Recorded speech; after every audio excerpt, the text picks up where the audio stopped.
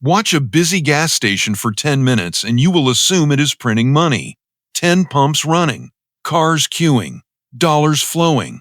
The numbers seem obvious. Thousands of gallons moving every single day.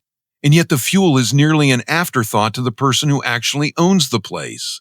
The real profit lives somewhere you would never guess, in a cup that costs cents to fill. This is the quiet inversion at the heart of an everyday business. To understand it, we need to look at something most people never think about: what actually happens to $1 at the pump before the station owner sees any of it. Pull up to any gas station in America and check the price.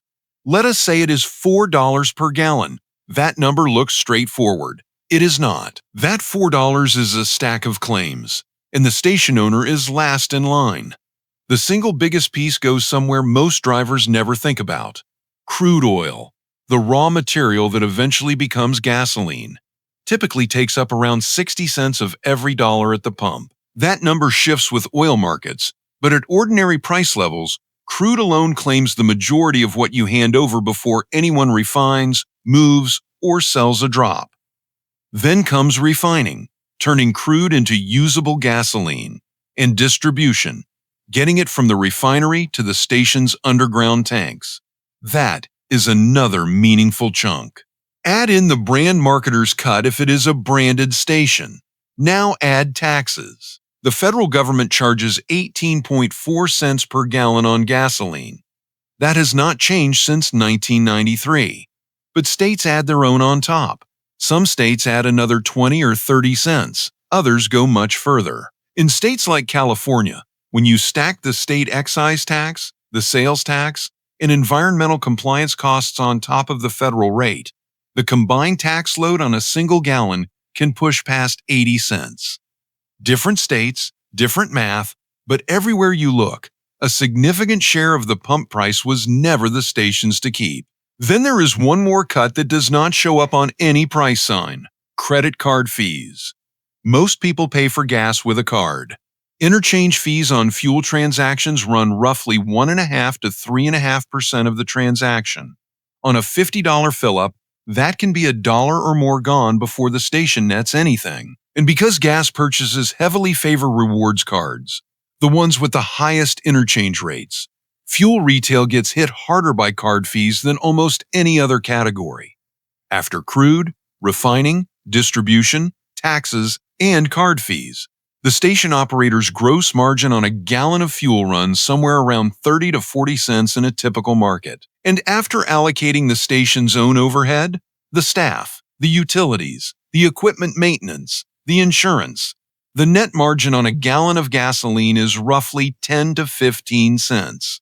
At 4,000 gallons a day, that is between $400 and $600 of net fuel income daily. At first, that sounds reasonable. Then you look at what it costs to run a physical location with multiple employees, underground tank compliance, equipment, and utilities, and you realize fuel revenue alone does not come close to covering it. There has to be something else. There is. And this is where the real story begins. The gas station business is actually two businesses running at the same time in the same location, using the same customer. And they have almost nothing in common when it comes to margins. According to industry data from the National Association of Convenience Stores, fuel represents roughly 2/3 of a typical gas station's total revenue. It is the giant, visible, high-volume product. And yet, fuel generates less than 40% of the total gross profit. Meanwhile, the convenience store, the part of the business that runs alongside the pumps, represents roughly 1/3 of total revenue. But it generates more than 60% of the gross profit. More money from less revenue. The thing that everyone ignores out earns the thing everyone sees. This is what I call the pump paradox.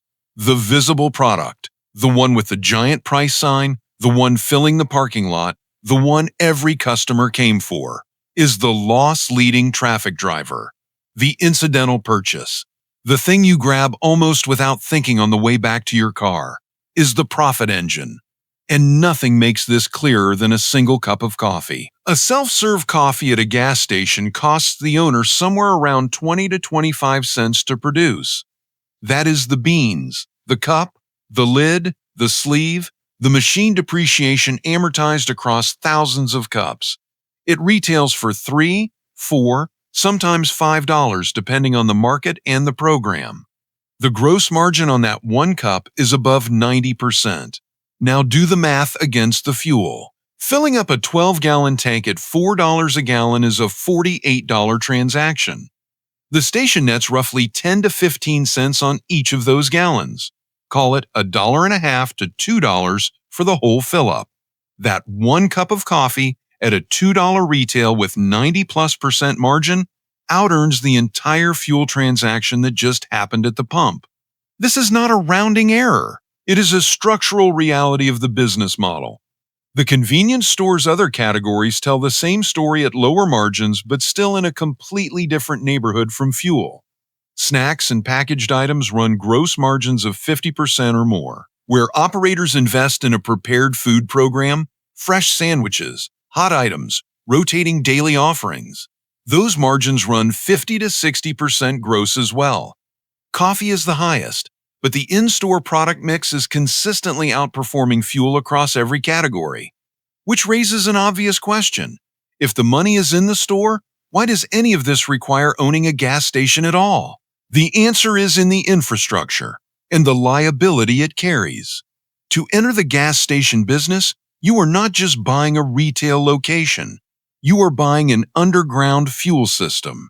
The tanks, the pipes, the dispenser connections, the environmental monitoring equipment, the compliance history, the permits, all of it. A lease takeover of an existing site, where the equipment and permits are already in place, typically starts around $250,000. A ground-up construction with land in a decent market runs from $2 million to $5 million or more. In competitive urban locations, it can go well past that. The infrastructure barrier is the reason the high-margin convenience store is not just replicated on every street corner without a pump in sight. You have to earn access to that traffic volume, and the fuel is what generates it. But here's what that infrastructure also carries with it: liability. Underground storage tanks are federally regulated for good reason. Fuel is a contaminant, and leaks happen. Federal environmental records show hundreds of thousands of confirmed contamination releases from underground storage tank systems since the tracking program began.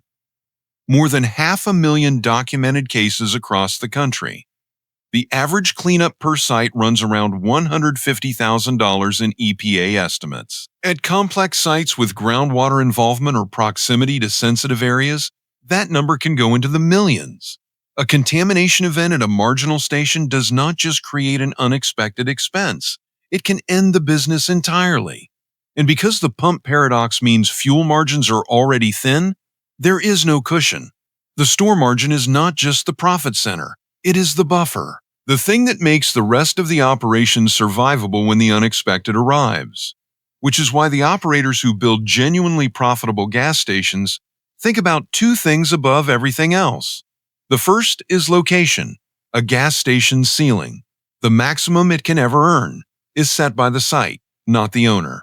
Daily traffic count, road access, visibility from the street, distance from the nearest competing station, proximity to a highway exit or a dense residential area. These factors determine how many customers walk through the door before the owner makes a single decision. No amount of operational excellence turns a low-traffic rural corner into a high-volume station. The site determines the ceiling. The second is in-store execution. Given a site with a real traffic ceiling to reach for, the operator's job is to close the gap between what the location could earn and what it actually earns. Food program quality matters. A well-run coffee and prepared food operation draws regulars. Loyalty programs tied to fuel discounts bring customers back and extend their in-store time. Staff who are consistent and capable keep the experience predictable. These are the levers that determine how much of the location's potential is converted into actual revenue.